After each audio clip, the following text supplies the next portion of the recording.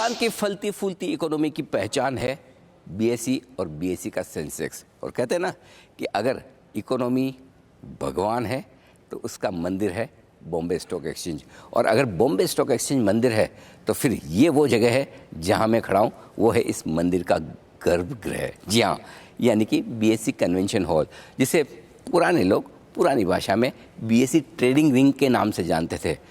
150 साल पुरानी ये ट्रेडिंग रिंग, और आज एक बेहद खास मेहमान मेरे साथ हैं इस पर बातचीत करने के लिए। और मेहमान ऐसे हैं जिनके दिल में हिंदुस्तान तो है ही, लेकिन हिंदुस्तान के साथ साथ बीएसई भी हर रोज़ उनके दिल में धड़कता है।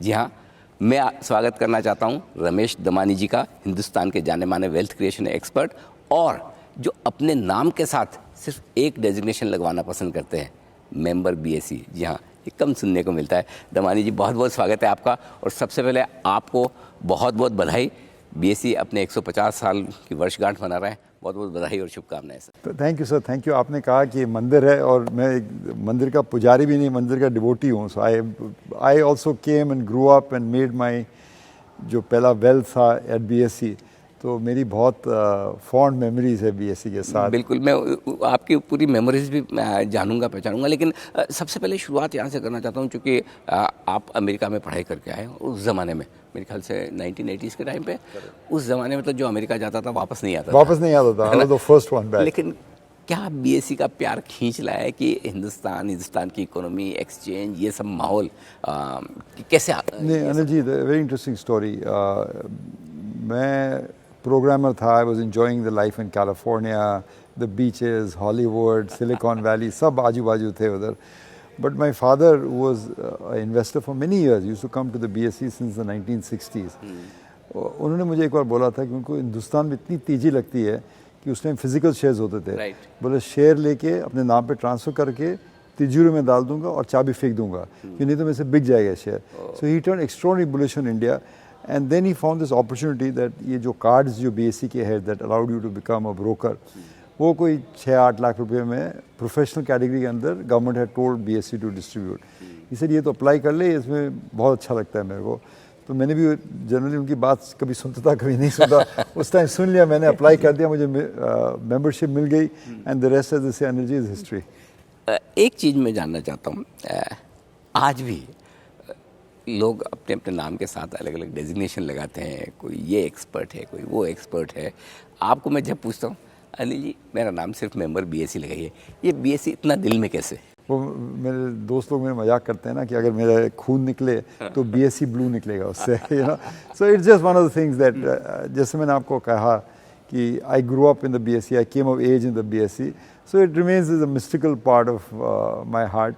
And you know I always think that जो भी संस्था 150 ईयर्स है, it creates some value for the people, for its customers, for its brokers, and the BSE has delivered on that. अपन बहुत बात करते हैं कि Chinese index of 25 years is back to the same level, while BSE is on 25 years high. वो 800 का 80,000 हो गया। क्यों हुआ? क्योंकि BSE had a group of investors who understood markets, and thanks to BSE, it was always the only institution that stood for free markets in India. India में बहुत socialism का you know कारनामे हुए, बहुत you know dividend control act आया, gold control act आया, but the BSE and it's membership always stood for free markets, and I think that is what has enabled it to serve 150 years, because a good idea never goes out of style, and the great idea is people should create wealth, people should participate in a society. BSE has always espoused those values. एक और बात आपसे BSE के बारे में जानना चाहता हूँ, वो बड़ी इंटरेस्टिंग है, आप लोगों को पता भी नहीं होगा। दमानी जी, शायद बहुत कम हिंदुस्तान में ऐसे लोग होंगे बीएसई के एम्प्लॉयज़ के अलावा जो हर रोज़ बीएसई आते हैं, क्योंकि आज भी उनकी ऑफिस बीएसई में ही है। कौन से फ्लोर पे सर? 6 माले में है ऑफिस, और बिल्कुल, मैं देना नहीं चाहता हूँ, I just enjoy that office, so my dealing room is still there. But sir एक चीज़ समझिए, अब तो टेक्नोलॉजी इतनी बढ़ गई है, आप कहीं से भी बैठ के सौदे करें, राइट? कोई ज़रूरी ही नहीं कि आपको बीएसई की बिल्डिंग में ही ऑफिस होना चाहिए। काफ़ी ब्रोकर्स, काफ़ी मेंबर्स निकल भी गए। क्या कुछ है ऐसा जो आपको अभी तक यहीं बांधे हुए है? शायद शाहरुख खान की मूवी थी दिल है हिंदुस्तानी, दिल है हमारा बीएसई का, तो क्या करें, दिल अच्छा लग गया तो वहीं आते हैं। बिल्कुल, आइए थोड़ा हम बीएसई की गोंग की तरफ बढ़ते हैं। और ये एक ऐसी आइकॉनिक जगह बन चुकी है जहाँ पर आपको पता है कि हर रोज़ आप कुछ नई लिस्टिंग, कुछ नई नई चीज़ें होते हुए देखते हैं। हाँ। यही से ये तो खैर आज का प्रेजेंट और फ्यूचर है, लेकिन थोड़ा मैं आपको पास में ले जाना चाहता हूँ। कोई ऐसी खास यादें आपकी बीएससी से जुड़ी हुई हो कि ये कुछ ऐसे दिन हैं जो मैं बीएससी में कभी भूल नहीं सकता? दो दिन बहुत याद आते हैं, and they were both in the 90s, a few years apart. एक था जुलाई 24, 1991, एंड इंडिया का जब इकोनॉमिक इतिहास देखा जाएगा, it will be prior to 1991, after 1991. So what happened on July 24th, 1991? Manmohan Singh ji came and gave his dream budget, his liberalization budget, and I was in the ring. उस time budget 5 बजे शाम को होता था, not in the morning, because it was made for London time, not for Indian time. Right. And जो खुशी की लहर दौड़ी थी through the stock exchange, the excitement, you could feel it, you could almost cut the tension in the stock exchange with a knife. It was that filled with excitement and joy and tension out there. And I think in the next 6 to 8 months, I think the index more than doubled. So that was a day that I'll never forget, because that was the day India got its independence in 1947, but it's got economic independence on that day, and BSE was the nerve center, because that means that the capitalism had triumphed. आपने इसको बोला कि एक मंदिर है, and that was what I call it the cathedral of capitalism, the stock exchange. आपको याद होना चाहिए 1989 में जब Berlin Wall fell. I was in America that time, visiting America. I knew the world had changed. मुझे समझ में नहीं आ रहा क्या हो गया. I mean, दुनिया बहुत बड़ी चीज थी, ये तो मेरे समझ में आ गया. But ultimately, the fall of the Berlin Wall represented the triumph of capitalism over communism. And there's no better example of capitalism symbol than the stock exchange. So that is one day, that July 24th, 1991, I think no Indian should forget it, because जो India आज है, it is back to, goes back to foundation उसकी foundation वही हुई थी, उसकी change वही हुई थी, उसमें आत्मनिर्भर, आत्मता सब उसी दिन से शुरू हुआ था अपने के बीच में. Before that you irrelevant market, irrelevant country, कोई पैसा नहीं था, कोई धन नहीं था. Suddenly that created the wealth and the opportunity and the confidence that we go. The other thing was, of course, a very controversial day was March 12th, 1993, only 2 years away. But उस दिन कोई आतंकवादियों ने BSc के नीचे garage से bomb निकाल दिए थे, and during the trading hours, maybe around 2:30, the bombs burst in many places including the BSc.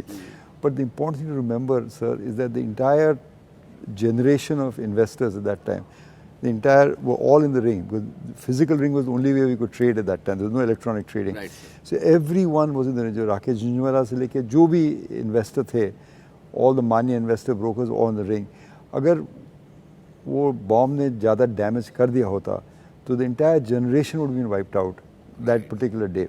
और आप थे तो उस दिन? मैं उसी दिन रिंग में था, और I was also very lucky. But I want to make the point that this building was constructed by people like institutions of India like Larsen, who built this institution to last 150 years, 200 years, 250 years, and that's the reason we survived. So we have to be very grateful that the people who built this institution built it to last. Absolutely. क्या मतलब आपने दोनों यादें जो बताई वो बहुत memorable है, और हमने तो देखा नहीं. हाँ, जब 93 के बॉम्ब ब्लास्ट हुए तब मैं भी मुंबई में था, लेकिन ये तो उसी बिल्डिंग में होना और वो एक्सपीरियंस करना. No, it was a black day, and that was an absolute bright day, and so the 2 days were not that far apart, but you can never forget those days, because it changed the course of economic history in either case. Damaji जी, आपने तो इस institution को इतना बड़ा होते हुए देखा है, राइट? जब से आप अमेरिका से मुंबई आए, अपना करियर बनाया, कौन कौन से ऐसे पुराने लोग आपको याद आते हैं जिन्होंने बीएससी को इतना बड़ा बनाने में, जाने अनजाने में बड़ा कंट्रीब्यूट किया हो? ऐसे कुछ नाम आपके साथ? श्योर. मैं 3 नाम I like to share with you out there. एक नाम आपको भी शायद अचरज होगा, मैं सुनूंगा.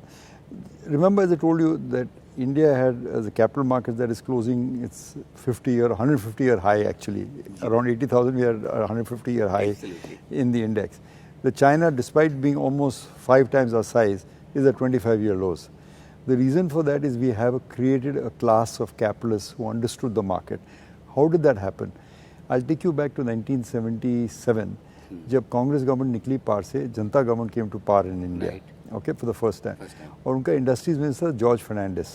तो जॉर्ज फर्नांडिस ने, when he became Minister of Industries, made a statement saying that any Ferra company in India, Colgate, Castrol, IBM and the like, Coke, should either dilute the holding to 40% or get out of the country.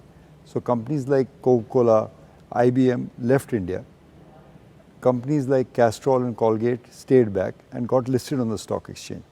But because they got listed on the stock exchange, it created a pool of investors who understood good corporates, good corporate governance, good excellence in management, and started buying those shares. Hindustan Lever, Colgate, Castrol, they made huge amounts of fortunes for the early investors. So the Indian investors knew what good companies represented when liberalization happened in 91, because they already studied them for the last 10 years. And I think that has immeasurably helped the stock exchange.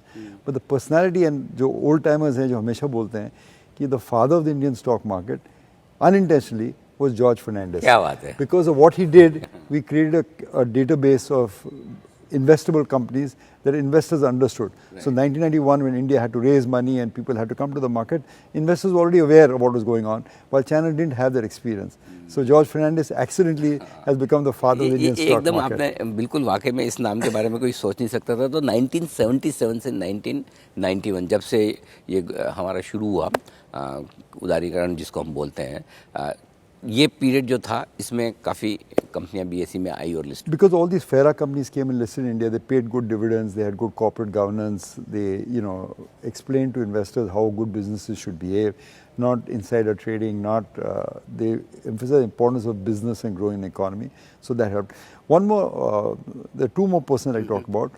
जो एक आदमी मेरे life में बहुत influential था, he was a lot of people consider him the first value investor out of India. And that was a person called Chandrakant Sampath. He was, जो मैं ring में फर्स्ट डे आया, फर्स्ट शो जैसे बोलते हैं, मैं उनसे मुलाकात हुई थी रिंग में उधर, तो मैं और किसी को जानता नहीं था, तो उससे बात करने लग गया उसका. Then I learned his fascinating history. He was of course a great value investor, one of the first people to understand the value of say Hindustan Lever and Colgate, which I talked about, because he understood these are great businesses that will keep compounding over long periods of time. उन्होंने मुझे compound नहीं सिखा. But ये एक दिलचस्प बात आपको बताता हूँ उसमें. ये रिंग की अपन बात करते हैं ना, in 1980s BSE wanted to build this new building, this new ring, demolish the old building and replace it, but they didn't have the money to do it at that time. Money was always scarce at that time. So Chandrakant Sampath gave, from what I understand, an idea to the governing board saying that जो companies को आप listing fees लेते हैं, that time it was a fixed listing fee. If you want to get listed, you pay a certain amount. He said charge the listing fee not on the company but on the number of shares outstanding. So as they declare dividends, rights, bonus, fresh issue, new issues come on, they will have to pay on the number of shares outstanding. That added up to a lot of money and allowed them to finance this building. So, and for return for that, Chandrakant Sampath only asked for one thing. It made crores and crores of money for the BSE, allowed them to build this modern building. He only asked that he given permission, though he was not a broker, only an investor, to come into the ring. Not to trade, to come and watch what's going on in the ring, because he really enjoyed that. And for years, till his retirement or till a few years before his death, he used to come every day to the ring. That's why I bumped into him, and he taught me so many things in life. So Chandrakant Sampath is another person who may not be known, but should be known because of his immense contribution to the BSE and to Indian investors, value investing.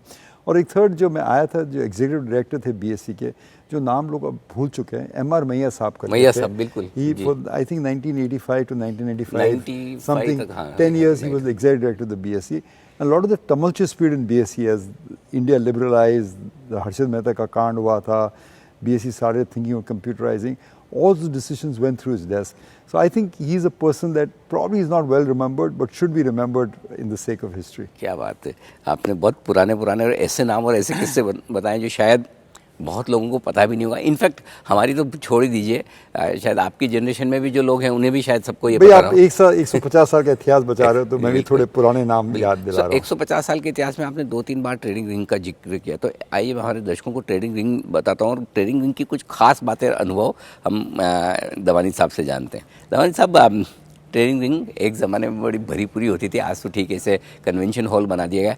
क्या कुछ ऐसी खास यादें आपकी इस ring से जुड़ी है? आप तो आए होंगे, सौदे भी किए होंगे, क्या कुछ होता था? लोग बोलते बड़ी जोश, एनर्जी और केओस होता था. It used to be सबसे noisy place in Fountain. यहाँ आते थे, सब लोगों की आवाज़ आजू बाजू सुनाई देती थी, क्या होते थे. और पुराने नुस्खे, अगर कोई चीज़ बोलना है 221, 21.25 का भाव था, तो they would say use it 21, और 2.5 तो ऐसे करते थे.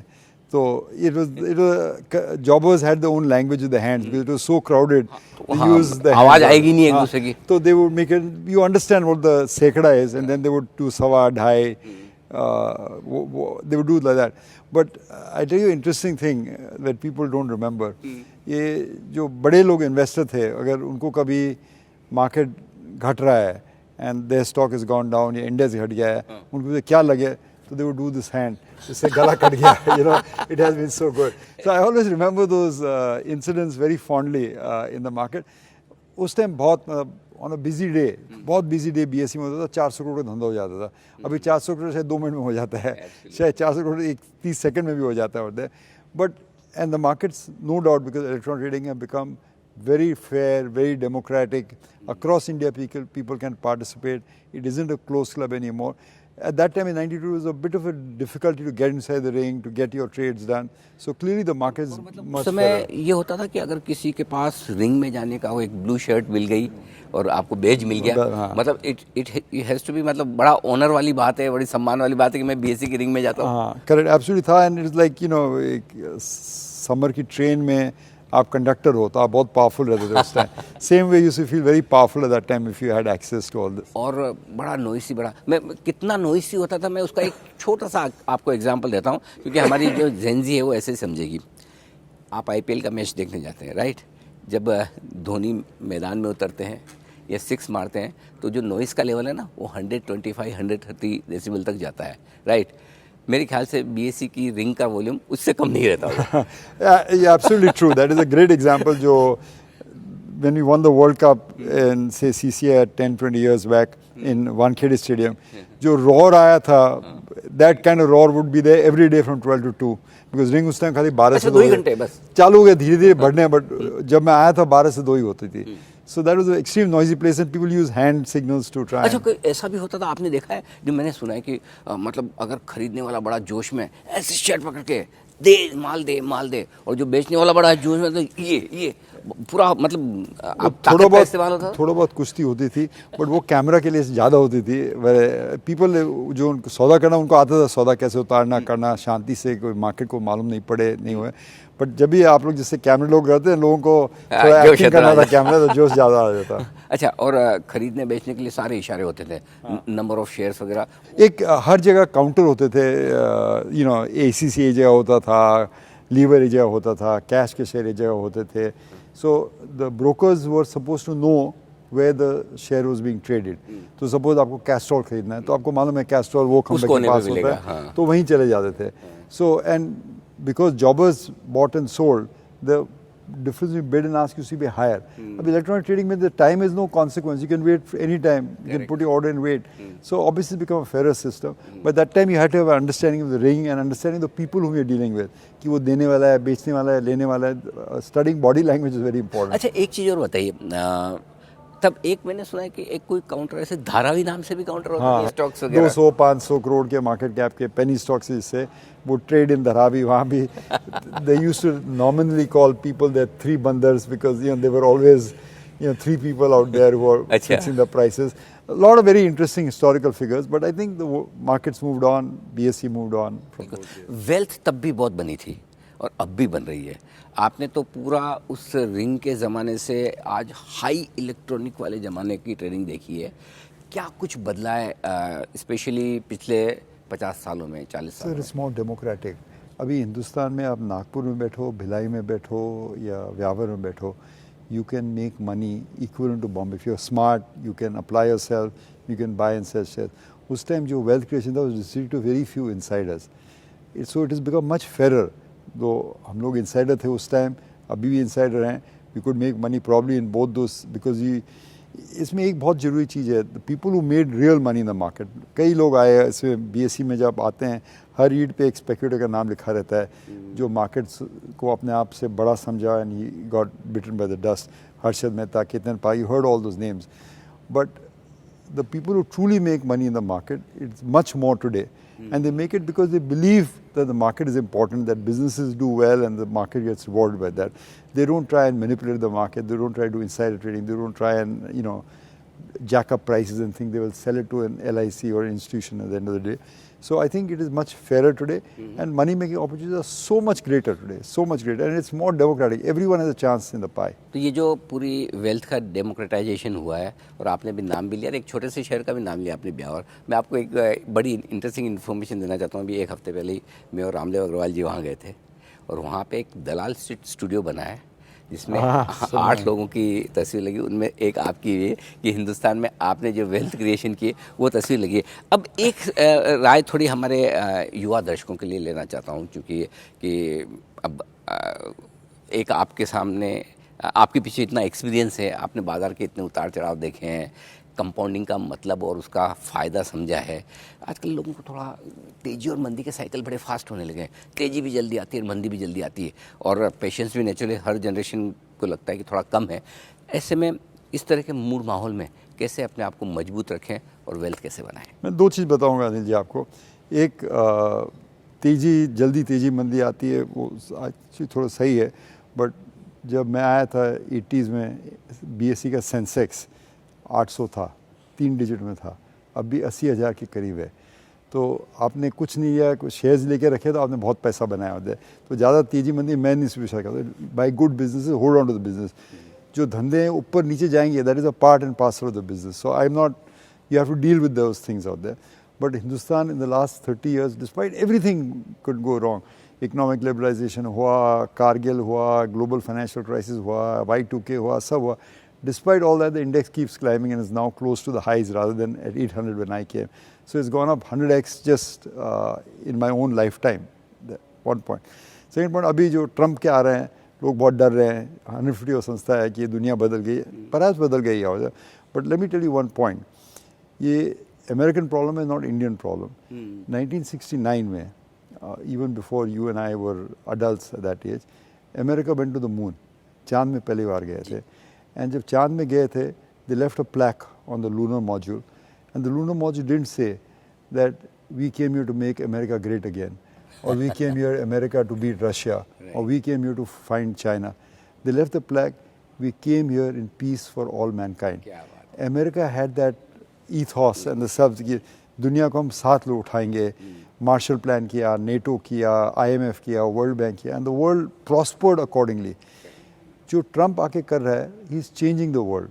जो हमने 75 years यूज थे, ही इज़ चेंजिंग दैट।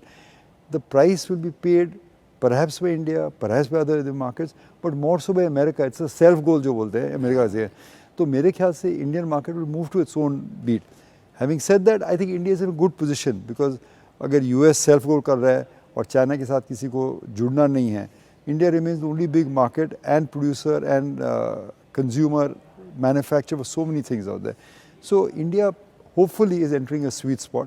तो मेरे हिसाब से be careful, buy good businesses, but there's no reason to be scared. Absolutely, बिल्कुल। दमन साहब, बहुत मज़ा आया आज आपसे बात करके, और कुछ पुरानी ऐसी यादें ताज़ा हुई है, और मैं उम्मीद करता हूँ जो मैं आपके लिए विश कर रहा हूँ वो थोड़ी मेरे लिए भी है कि जब बीएसई के 150 साल के बाद 200 साल पूरे और बच रहे हो, तो मैं फिर से एक बार आपका इसी जगह पर इंटरव्यू करूँ। हाँ, अगली बार शायद नहीं, अगली बार शायद बैठ के करें हम दोनों, खड़े खड़े ना हो पाए, लेकिन बिल्कुल नहीं, आप स्वस्थ रहें, मस्त रहें, और thank you so much sir. और बीएसई के प्रति आपका जो प्यार और सम्मान है वो हर साल और ज़्यादा बढ़े, ये मेरी शुभकामनाएं। Thank you so much. और आप देश के निवेशकों को इसी तरह से गाइड करते रहें, संभालते रहें, मार्गदर्शन देते रहें, और उन्हें वेल्थ बनाने में अपना डायरेक्शन दें, ये हमारी शुभकामनाएं। Thank you so much. Thank you भाई, बहुत बहुत थैंक यू। Thank you.